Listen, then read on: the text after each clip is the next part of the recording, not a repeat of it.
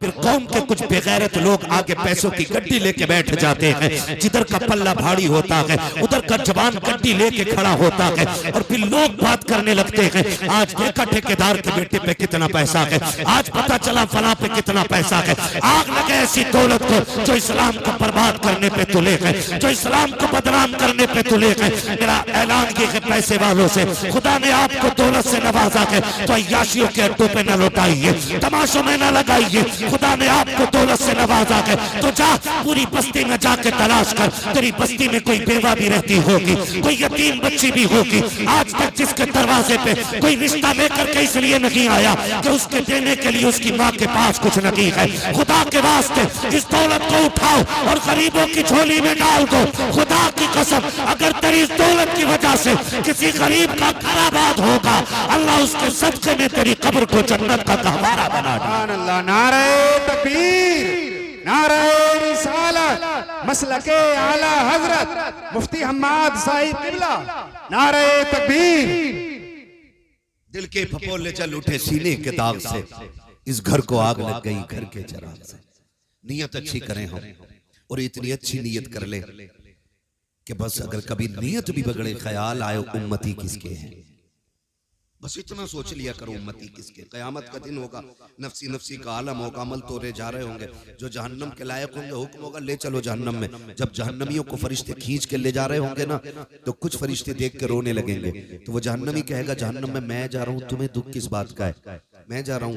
फरिश्ते कहेंगे तेरे जहन्नम में जाने न जाने से हम पे फर्क नहीं पड़ता, रोना इस बात पे आ रहा है किसकी उम्मत में पैदा हो के जहन्नम में जा रहा है।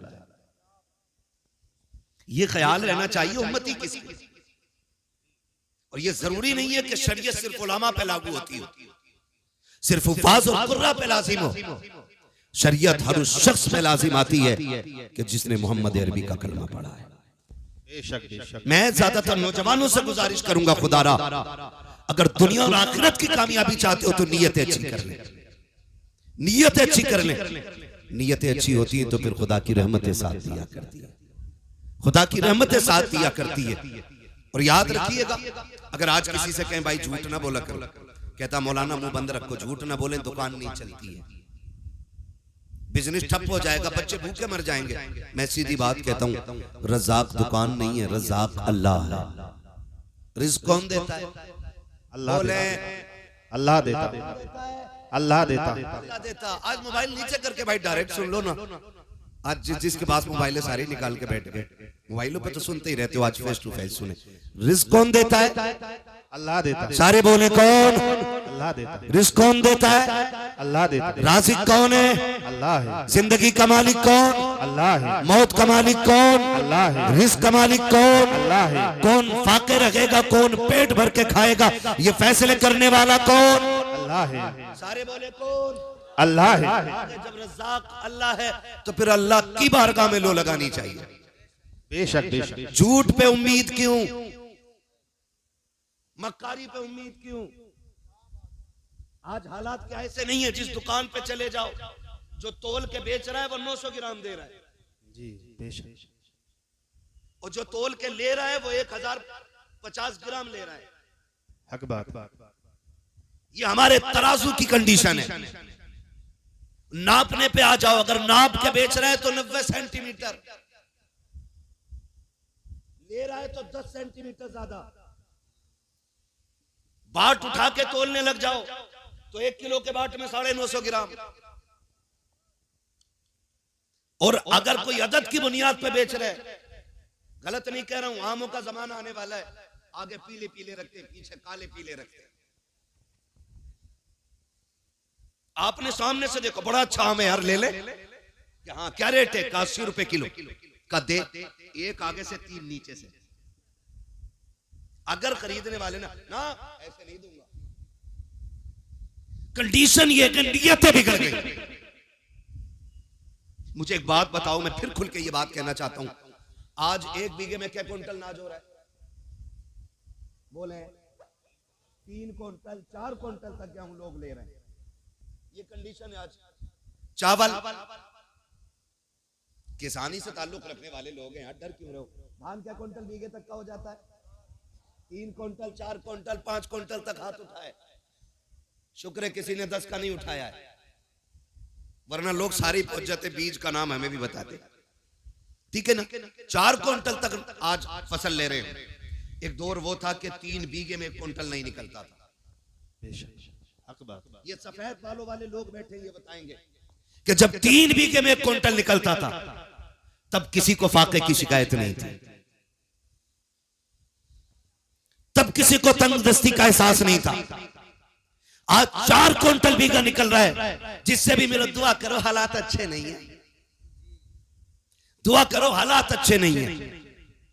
आखिर हुआ क्या कि जब हमारी खेतियों के अंदर 1 क्विंटल 3 बीघे में होता था, हम सुकून से रहा करते थे। जब से 4 क्विंटल बीघा होने लगा के हमारे घरों से सुकून क्यों उजड़ता जा रहा है, हमें कोई सुकून क्यों नहीं मिल रहा है। खुदा के वास्ते कभी गौर करना, वो लोग गरीब जरूर होते थे लेकिन नीयत के सच्चे लोग होते थे। किसी के 1 रुपए नहीं, लाखों रुपए पे नीयतें खराब नहीं करते थे। पहले का दौर इतना खूबसूरत था कि सोना भी पड़ा होता था तो किसी की नीयत खराब नहीं होती थी। आज कंडीशन ये है मस्जिद में 100 का नोट गिर जाए फिर ढूंढने पे नहीं मिला करता है। आज मस्जिदें सलामत नहीं है, उनके दरवाजे सलामत नहीं है। आज की कंडीशन ये है अगर कोई ठंडे पानी का इंतजाम कर दे, गिलास रखते हैं और दूसरे दिन गायब हो जाता है। मजबूरी के तहत जंजीर से बांध के रखना पड़ता है। मैं पूछना चाहता हूँ, हमने किस नबी का कलमा पढ़ा है? हम कौन सी कौम कहलाते हैं? हमारी मस्जिदों के दरवाजे महफूज नहीं है, हमारे समरसेबिल महफूज नहीं है, हमारे मस्जिद के दरवाजों पे रखे हुए फ्रिज महफूज नहीं है। फिर किस मुंह से कहते कि हम जन्नती है? याद रखिएगा, जन्नत तेरे मेरे बाप की जागीर नहीं है। जन्नत उसे मिलेगी जिसे मुस्तफा अता करेंगे और मुस्तफा उसे अता करेंगे जो मुस्तफा के तरीके पे जिएगा। इसलिए बरेलू से आवाज आती है, आज ले उनकी पनाह, आज मदद मांग उनसे, कल न मानेंगे कयामत में अगर मांगे। वाह वाह, नारे तकबीर, नारे रिसालत, मसलके आला हजरत मुफ्ती हम्माद साहिब किबला, नारे तकबीर। वाह क्या बात है हजरत, बहुत खूब। इसलिए मेरे भाई नीयत अच्छी करें, नीयत अच्छी करें, अल्लाह बेहिसाब बरकत अता फरमाएगा। सबसे ज्यादा जरूरी है नीयत अच्छी करें। आज तो माफ कीजिएगा, खेत में भी जागा तो ऐसे मैंड काट रहे हैं कसम से पता ही नहीं चलता कटी किधर से।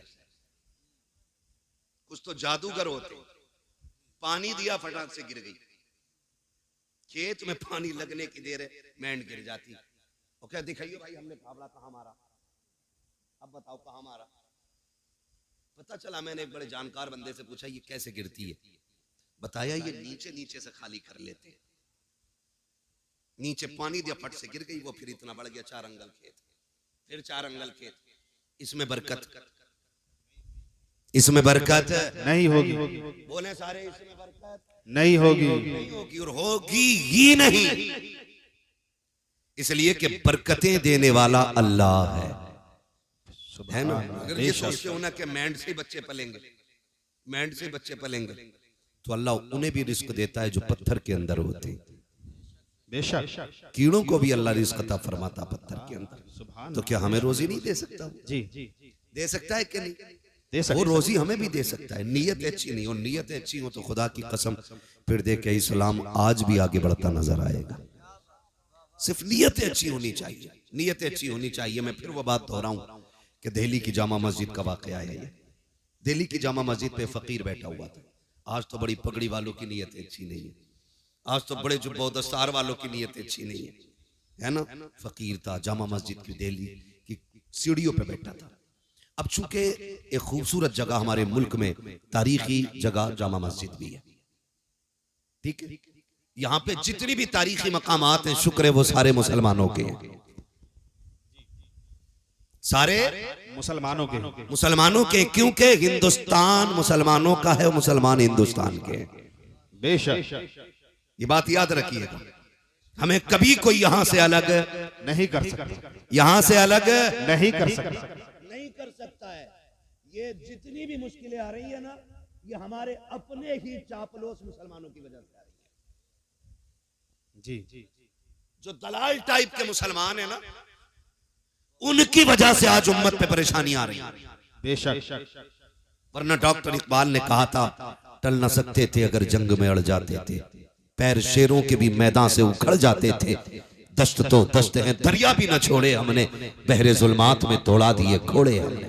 ये हमारी तारीख रही है। आज 500 रुपए मुसलमान बिक जाता है, झूठी गवाहियां दे देते हैं अपने भाइयों के खिलाफ, झूठी गवाहियां। क्यों? 500 रुपए में तेरे बच्चे पल जाएंगे? क्या गुजारा 500 रुपए में हो जाएगा? अगर गुजारा 500 रुपए में हो तो मुझसे 5000 ले जा, लेकिन अहद कर कभी किसी मुसलमान के साथ गद्दारी नहीं करनी है। रोना आता इन बातों को लेकर के। आज हम किस मकाम पे खड़े हैं?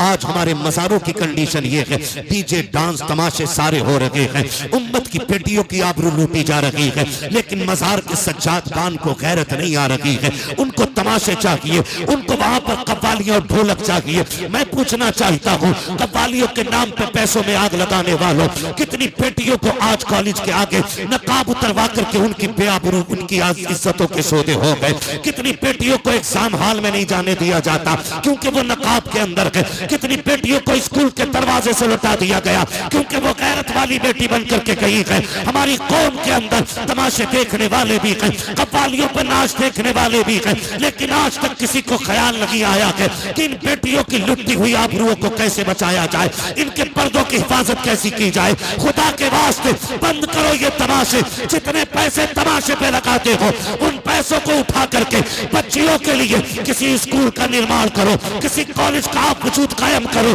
ताकि हमारी बेटियां गैर के दरवाजों की मोहताज न रखे। ऐसे स्कूल बना दो कि जहां पढ़ने वाली भी गैरत वाली बेटी हो और पढ़ाने वाली भी मोहम्मद अरबी के दर की कली।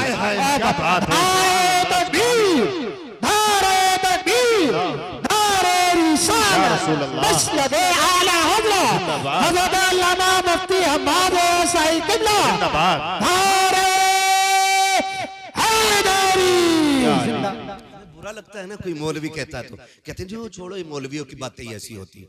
नहीं, मौलवी कभी अपनी तरफ से कुछ नहीं कहता है। जबान इसकी होती है, फैसले मुस्तफा के होते हैं। हम अपनी बात करते तो हमें कौन बैठा के पूछता, कौन हमसे सुनता? नहीं जी, अपने उलमा की आप कदर करें, कदर करें। क्या हमारी कौम में ये बेरा रवि नहीं है? अल्लाह से ये साहब की उम्र में बेपना बरकत अता करे कि ये यहाँ उर्स के मौके पे जलसे करा रहे हैं। जितने लोग बैठे हैं, कम से कम इन तक दीन पहुंच तो रहा है ना, दीन पहुंच तो रहा है इन तक हुजूर का। कोई बात तो शायद किसी के सीने में असर करेगी। ओ भाई, हम नहीं चाहते आज के बाद किसी बेटी की फिर से आबरू लूटी जाए, फिर से किसी बेटी का नकाब उतरवाया जाए, फिर से किसी बेटी के दुपट्टे खुलवाए जाए सर से। क्यों? क्योंकि हमारे अपने स्कूल नहीं है, हमारे अपने इदारे नहीं है, हमारी बेटियां गैर महफूज हैं। कभी ट्यूशन के नाम पे मारी गई, कभी तालीम की बुनियाद पर उनका इस्तेमाल किया गया। कब बदलेंगे हम? उर्स हम हल्के कर लेंगे, लेकिन अब बेटियों की इज्जत के साथ खिलवाड़ नहीं होने देंगे। ये हम सब अहद करें। और याद रखिएगा, ये काम किसी एक बंदे का नहीं है, हर बंदे का काम है। और ये हर बंदा कैसे करेगा? क्योंकि एक और भी भूख है हमारे अंदर कि साहब मैं बड़ा बन जाऊं, अध्यक्ष मैं रहूं, खजांची मैं रहूं, सेक्रेटरी मैं रहूं। कुछ नहीं, हम कुछ नहीं, हम सारे हुजूर के दीन के नौकर बने। यहां हमें कोई सिला नहीं चाहिए। और ये जुर्रतें, ये अखलाक हुजूर के सहाबा में था, हुजूर के सहाबा में था। कैसा अखलाक था आप जानते? कैसा अखलाक था? जब हज़रत उमर फारूक आजम ने बैतुल मुक़द्दस फतेह किया तो आप गुलाम के साथ जा रहे हैं और आपने बारी मुकर्रर की हुई है कि इतनी देर तू बैठेगा और फिर इतनी देर मैं बैठूंगा। सफर करते करते करते करते जब करीब आ गए ना, तो गुलाम ने कहा हुजूर अब दुश्मनों के करीब है हम लोग, बारी मेरी है लेकिन आप बैठ जाएं ताकि लोगों को पता चले कि इस्लाम का बादशाह आ रहा है, इस्लाम का खलीफा आ रहा है। हजरत उमर ने कहा चुप हो जा। फरमाने लगे इज्जतें खिलाफतें ऊंची कुर्सियों में नहीं है, इज्जतें अल्लाह ने मोहम्मद अरबी की गुलामी में रखी हुई है। तो हम ये क्यों कहते हैं यार कि भाई मैं सेक्रेटरी बनूं, मैं सदर बनूं, तब हम कौम के लिए कोई कॉलेज कोई स्कूल बनाएंगे? नहीं, आपके इलाके में आपकी बस्ती में जो सबसे बड़ा आलिम है, ये जिम्मेदारी उसकी लगाते हैं। अगर वो चला भी जाए तो फिर जो उसकी कुर्सी पे बैठे कि अब तेरी जिम्मेदारी है, इसलिए कि उलमा आते जाते रहेंगे, दीन हुजूर का कयामत तक बाकी रहना है। आप तालीम का इंतजाम करें, मान लीजिए एक भाई ने बहन की आबरू के लिए उसके हाथ पीले करने के लिए 10 साल सऊदी में काट दिए, और हमारी बेटी किसी गैर मुस्लिम के साथ मुंह काला करके भाग गई, तो ऐसी 10 साल की कमाई का इज्जत बचा पाएगी? बोले बचेगी खानदान की इज्जत, बचेगी गांव की इज्जत? नहीं, पूरी नस्ल की नाक कट जाया करती है। क्यों ना उसी कमाई का 1 साल का हिस्सा हम उठा के ऐसी जगह लगाएं जहां इज्जतें बचती भी रहें, इज्जतें बढ़ती भी रहें। सुभान अल्लाह। ये हमारी आपकी सबकी जिम्मेदारी होनी चाहिए। लेकिन नहीं, ये सोचे तो वो सोचें जो इज्जतदार हों, जिन्हें इज्जत से मतलब ही नहीं है, जिनकी बेटी के दामन पे 70 दाग भी होंगे तो वो जहेज का लेप लगा के हर बेटी को ब्याने की ताकत रखते हैं। ये फिक्र तो उस गरीब को होती है ना जिसके पास इज्जत के सिवा कोई दौलत नहीं होती है।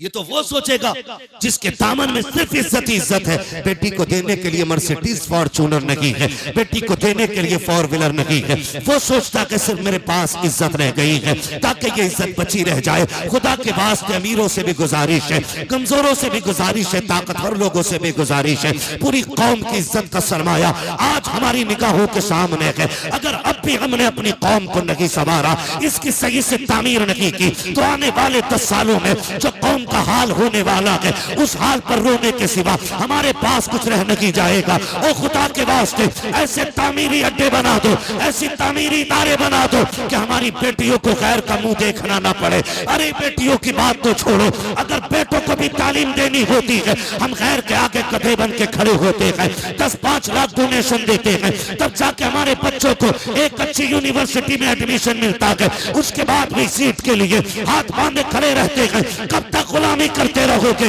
कब तक दूसरों के तलवे चाटते रहोगे?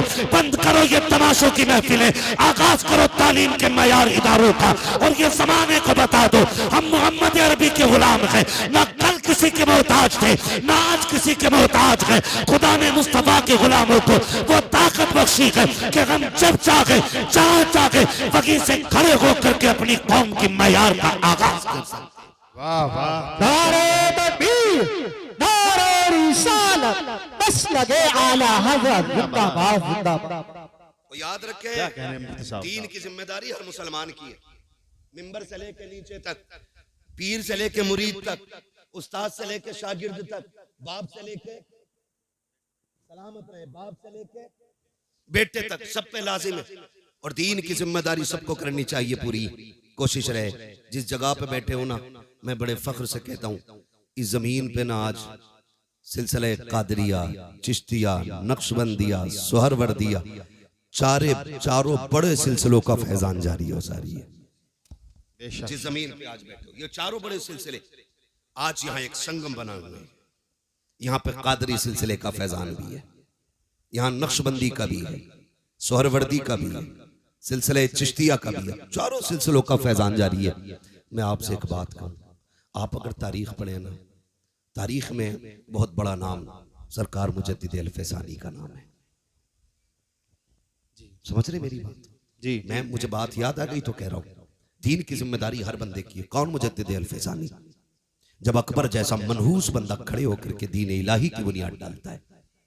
और याद रखिएगा, दुनिया को बता दो और आप भी ईमान मजबूत कर लें कि यह इस्लाम है, लावारिस नहीं है। जब जरूरत पड़ेगी अल्लाह फिर से कोई सलाहुद्दीन अय्यूबी पैदा फरमाएगा, फिर से इसी इस्लाम के अंदर मुजद्दिद अल-फैसानी आएगा। आप देखना, ये दीन लावारिस नहीं रहना है। इस दीन पे मुस्तफा का बड़ा खास करम है। समझ रहे ना मेरी बात? तवज्जो है सारे लोगों की? पढ़े मुजद्दिद अल-फैसानी को। अकबर ने दीन इलाही की बुनियाद रखी, माज़ अल्लाह उसने जो रस्में पैदा कर दी थी, हद तो ये हो गई थी कि लफ्ज़ मोहम्मद नाम रखने पे पाबंदी लग गई थी। मोहम्मद नाम रखने तक पे पाबंदी लग गई थी। बहुत सारी बातें हैं, अगर फर्दन फर्दन जिक्र करूं बड़ा वक्त लगेगा।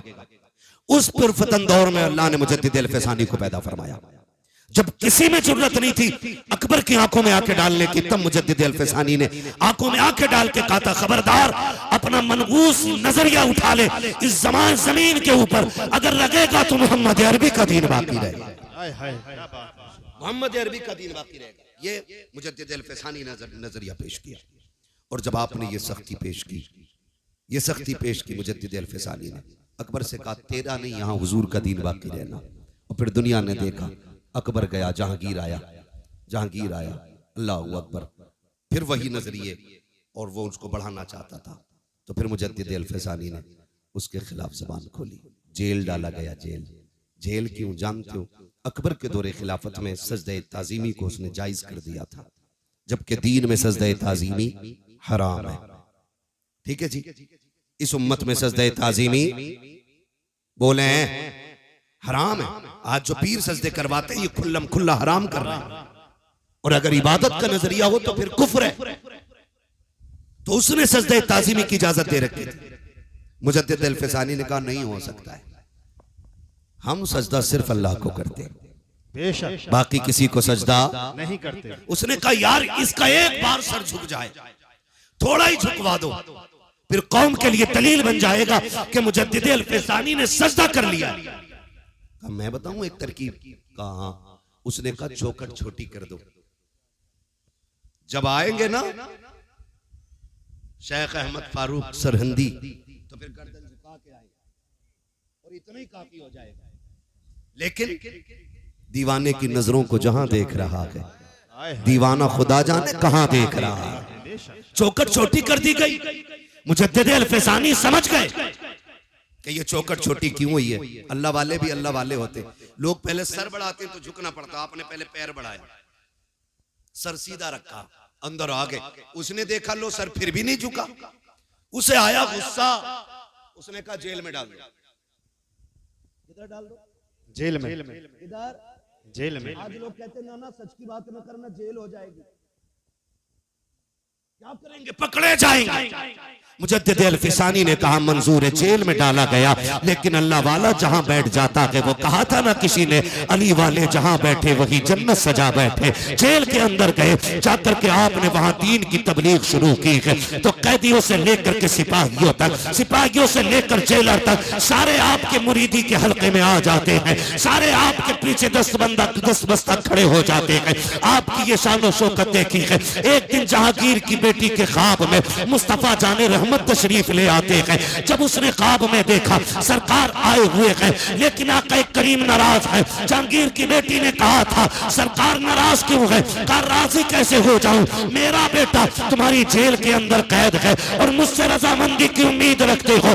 उसने बेटी ने उठ के सुबह बाप से कहा बादशाह वक्त सुन ले, रात मैंने मुस्तफा को ख्वाब में देखा है, आका का चेहरा उतरा हुआ था, सरकार गुस्से में थे और कह रहे थे मेरे बेटे को कैद में डाला है, इसलिए मैं तुमसे नाराज हूँ। का खैरियत चाहते हो तो जल्दी से उसको कैद से आजाद किया जाए। जब ये खबर बादशाह ने हजरत मुजद्दिद अल-फसानी को पहुंचाई कि हम तुम्हें आजाद करना चाहते हैं, बाहर निकल आओ। अब अल्लाह वाले भी अल्लाह वाले होते हैं। आज के कैदी को खबर मिल जाए कि तुम आजाद कर दिए गए हो, कूदता हुआ दौड़ता है, फटाफट भागता है कि लो जी आजादी मिल गई है। मगर वाखरे मेरे मुजद्दिद, तेरे हौसले को सलाम, तेरी इस्मत और रिफत को सलाम। बादशाह के वक्त कह रहा है तुम्हें आजाद कर दिया गया है, लेकिन मुजद्दिद अल-फसानी ने कहा था ना ना ना ना, मुझे आजादी नहीं चाहिए। का फिर का मेरी कुछ शर्तें हैं। का कौन सी शर्तें हैं? का पहली शर्त तो ये है कि जितने लोगों को तुमने हक बोलने की बुनियाद पे जेल में डाला है,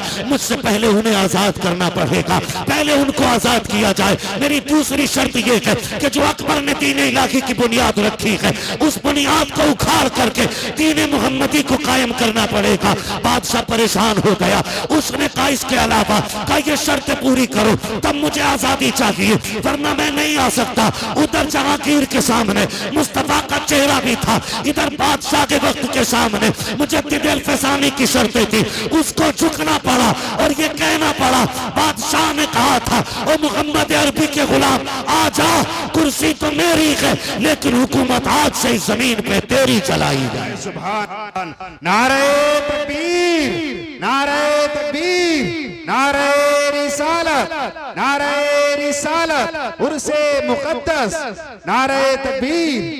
सारे बंदों पे जिम्मेदारियां हैं दीन की, सारे अपनी जिम्मेदारी समझे। जहां जितना जिसका काम पड़ जाए और जितना हुजूर के दीन के काम कोई आ जाए, बस उतना ही अपने आप को खुश नसीब समझे। ये नहीं है कि आप हज करके आ रहे हो, 3 हज करिए, कह रहे अल्लाह का शुक्र है मौलाना इस साल में 6 उम्रे करें, 6 नहीं 8 कर ले। लेकिन अगर तेरे पड़ोस में कोई गरीब भूखा सो रहा है तो बता तेरे उम्रों का क्या बनेगा? मुझे बताना, अगर तेरे पड़ोस में कोई यतीम बच्ची गुर्बत की बुनियाद पे जिसके बाल सफेद हो गए, तो अल्लाह क़यामत में तेरी उम्रों पे तुझे जन्नत का टिकट देगा। तुझसे पूछा नहीं जाएगा तेरे पड़ोस में एक बच्ची बूढ़ी हो गई थी, बाप नहीं था, यतीम थी, तो बताओ हिसाब कैसे बनना है। इन वलियों के आस्थाने पे आने का फायदा यह है कि हम इनकी जिंदगी को अपनी जिंदगी के साथ मिला करके देखें कि हमारी जिंदगी में और इनकी जिंदगी में कितना बड़ा फर्क है। मजार सबके नहीं बनते, मजार उनके बना करते हैं जो रब रसूल के मोहब्बत में दुनिया से बेपरवाह हो जाते हैं, जो अल्लाह और उसके रसूल के हो जाते हैं। मजार उनके बना करते हैं, मजार उनके बना करते हैं। नौजवान मेरे सामने बैठे हैं, गुजारिश है मेरी आपसे, रवैये अच्छे कर लें, हुजूर के दीन की मदद करें और जितना जिससे हो सके हुजूर के दीन के साथ खड़ा हो। ये आज की सबसे बड़ी जरूरत है। और आखिरी बात कह दूं, अपनी सफों में मोहब्बतें पैदा करो, झगड़ों से निकलो, इत्तेफाक पैदा करो। ये जो मेड़े काट काट के लड़ाइयां मार रखी है ना, ये जो बीगे और बीसों के झगड़े बंद कर दो। आज तक कभी किसी का भला पूरा नहीं हुआ है। 100 बीघे वाला भी गज भर कब्र में लेटा है, 2 बीघे वाला भी लेटा है। बता, अगर तूने 2 बीघा 4 बीघे किसी की मार के अगर जमीन बढ़ा भी ली तो तेरी कब्र में कौन सा अलग से तख्ता लगेगा? अगर जमीन की कसरत कब्र के रुतबे बुलंद करती तो मैं भी कहता 2-4 बीघे मेरे लिए भी हड़प लेना।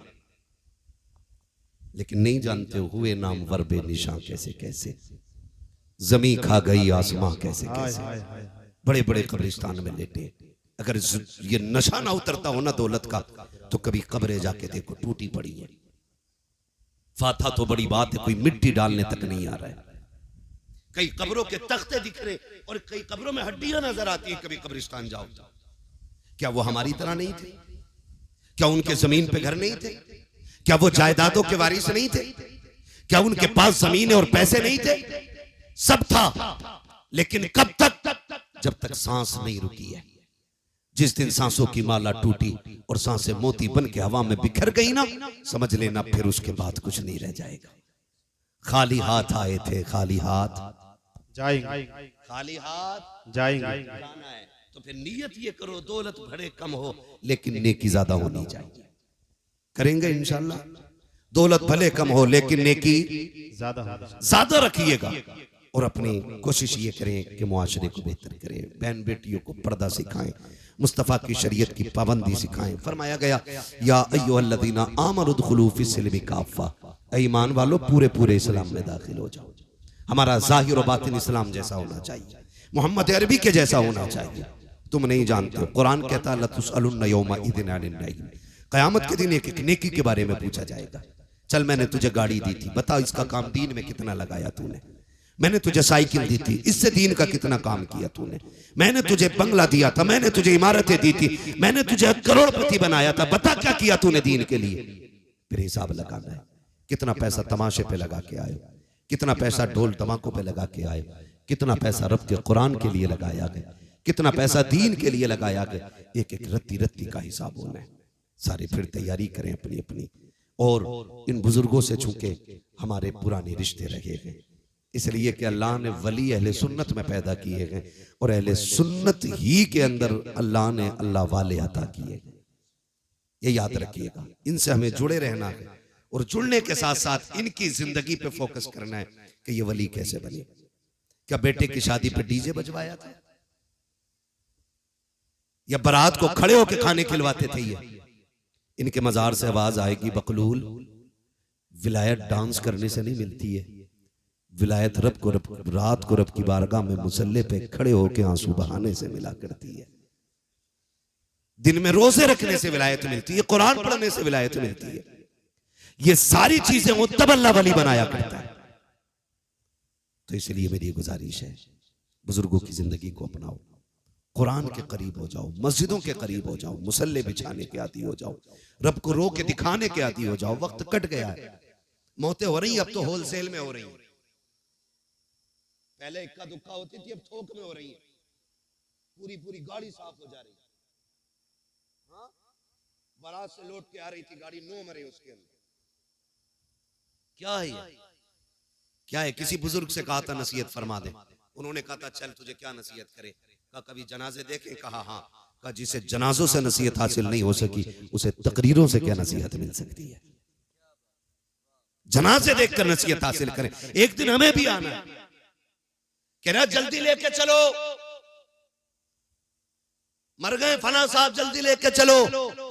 इसे तू नहीं लेके जा रहा, ये तुझे लेके जा रहा है कब्रिस्तान। इसे तुम नहीं लेके जा रहे हो, ये तुम्हें लेके जा रहा है। और ये तुम्हें दिखा रहा है, देखो आज मैं आया हूं, कल तुम्हें यहां आके लेटना है। एक बल्ब कमरे का फ्यूज हो जाए तो जब तक लाइट का इंतजाम नहीं कर लेता, घुसता नहीं कमरे के अंदर। वो कब्र वो ठिकाना जहां कोई कुमकुमा भी नहीं है, एक चिराग भी नहीं है, फिर अंधेरा होगा ना। डर क्यों रे, बोलो ना, अंधेरे का घर है ना, फिर चिराग जलाया हमने। तैयारी की कोई? क्या तैयारी की? जो होगा देखा जाएगा। मौलवियों की बातें ऐसी रहती हैं। मस्जिद से निकल के कह रहा सब ठीक है, लेकिन इमाम साहब का पैर हिल गया था, इमाम साहब की किरात सही नहीं है, मजा नहीं आ रहा, मजा। ये मस्जिद से निकल के कह रहा, जिसे बिस्मिल्लाह याद नहीं वो इमाम की किरात को गलत कह रहा। हाँ? और मालूम है ये क्या क्यों हो रहा है? मजा नहीं आ रहा। इसके बेटे की फातिहा में इमाम साहब लेट हो गए,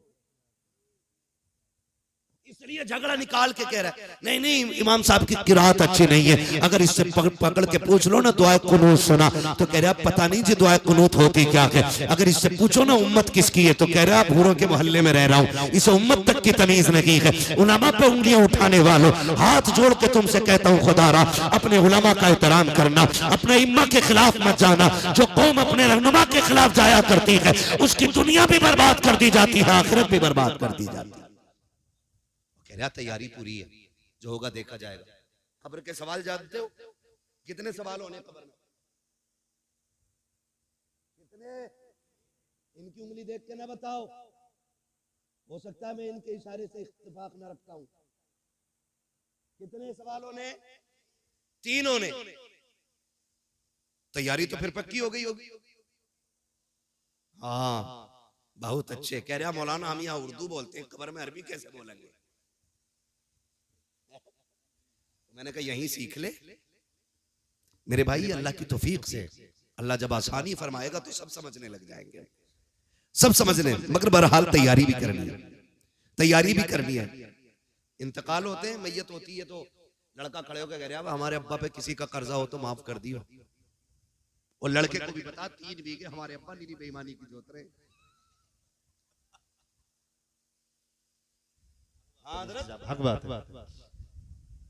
पता होता लड़के को अब्बा बेईमानी की जोत रहे, और कह के गए थे इसके कागज दबा के रखना।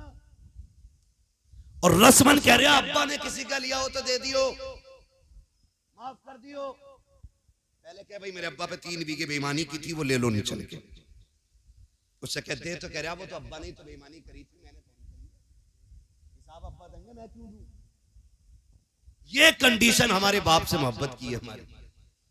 कब्र पे खड़े हो कह रहा किसी का हक मारा हो तो माफ कर देना। तुम्हें पता है आज तुम्हारी माफी से कुछ नहीं होने वाला है।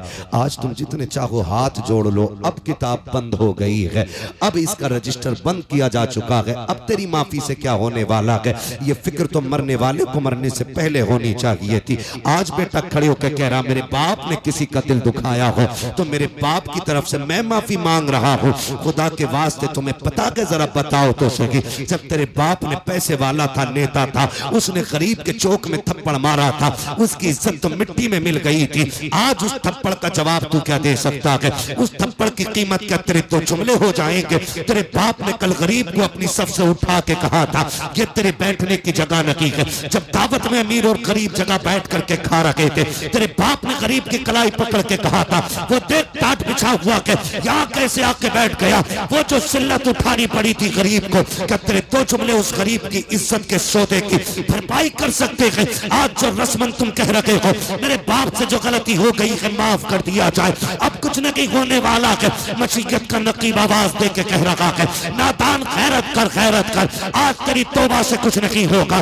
इसको जीते जी गरीब से माफी मांगनी थी, इसको जीते जी गरीब को राजी करना था, जिस कमजोर को इसने सताया था उससे माफी मांगनी थी। अब माफी के दरवाजे बंद है, अब आ रहा है कब्र में, अब एक एक लम्हे का हिसाब लिया जाएगा, एक एक थप्पड़ का बदला लिया जाएगा। इसके सितम से जो गरीब रोया था, एक एक आंसू का बदला लिया जाएगा। मालिक बता तो सके, कभी इसको जन्नत दी जाएगी। तब मसीहत का नकीब कहेगा इसको ताकत पे भरोसा था, लेकिन गरीब को खुदा पे भरोसा था। गरीब आज के दिन सब्र कर रहा था कि कभी मैं भी कब्र जाऊंगा, अपने रब से इसकी शिकायत करूंगा। अब मैं गरीब के करीब हो गया हूँ, गरीब मेरे करीब हो गया कि अब तेरी माफी से नहीं बल्कि उस वक्त तक इसे जन्नत नहीं दूंगा जब तक एक एक आंसू का बदला नहीं दिला दूंगा। इसलिए खुदा के वास्ते कब्र पे खड़े होकर के माफी से कुछ नहीं होने वाला है। अगर भलाई चाहते हो जीते जी माफी मांग लो, ताकि अल्लाह तुम्हारी कब्र को जन्नत की क्यारी बना दे। नारे तकबीर, नारे रिसालत, नारे वंशियत, उर्से मुक़द्दस, हज़रत अल्लामा मुफ्ती हमाद साहिब मुरादाबादी जिंदाबाद। वजह है, सारे लोग करेंगे इंशाल्लाह जीते जी। एक बात में, बहनें भी बैठी हुई हैं, थोड़ी सी सुन लें। मैयत का वक्त आता ना, मरने के बाद मरवे के कपड़े खसोट लेती हैं। हाय जी माफ कर जाओ, मरने के बाद उसके कपड़े फाड़ रही है। जो गलती हो गई माफ कर दो मेरी बहन मेरी बेटी, अब तो वो मर चुका है। अब जितना चीखना चाहे चीख ले, कुछ नहीं होने वाला है। काश ये माफी तूने उसकी जिंदगी में मांग ली होती। शोहर से मरने के बाद माफी औरतें पकड़ के लाती हैं, पैर चूम ले। जिसने जिंदगी में कभी शोहर के हाथ नहीं चूमे, मरने के बाद पैर चूम रही। दम निकलने के बाद कह रही है माफ कर दिया जाए। मेरी बहन बेटी सुन, तू कितनी शर्फ वाली है तू जाने या खुदा जाने, लेकिन कायनात में एक बहुत बड़ी शर्फ वाली जात को सैयदा कायनात खातून जन्नत फातिमा ज़हरा कहा जाता है। मेरी बेटियों, अपनी जिंदगी को जरा देखें और खातून जन्नत की जिंदगी को देखें। खातून जन्नत की वो जात है जिसने शोहर से पूरी जिंदगी कभी ऐसा सवाल नहीं किया जिसको लेकर के शोहर परेशान हो जाता। जब सैयदा कायनात के विसाल का वक्त आया ना, तो कहती अली दो बातें सुन ले। हजरत अली ने कहा था क्या बात है? झोली फैला के कहा था अली आज फातिमा कुछ मांगना चाहती है। तब मौलाए कायनात ने कहा था खातून आज तक कुछ मांगा नहीं, मांग। झोली फैला के कहती अली कोई गलती हो गई हो तो माफ कर दिया जाए। ये जुमले खातून के थे, जौजा के थे हजरत अली के, और आंसू हजरत अली के निकल आए। आप कहते हैं कैसी बात कर रही हो, जितने साल मेरे साथ गुजारे कभी शिकवा जबान पे नहीं आया, आज तक कोई दुख नहीं पहुंचा मुझे, किस चीज की माफी मांग रही हो? तो खातून जन्नत ने कहा अली हो सकता है कभी तुमने मुझे खाना बनाने का हुक्म दिया हो, मुझे बनाने में देर हो गई है। कभी तुमने कपड़े उतार के धुलने को कहा और मुझे धुलने में देर हो गई हो।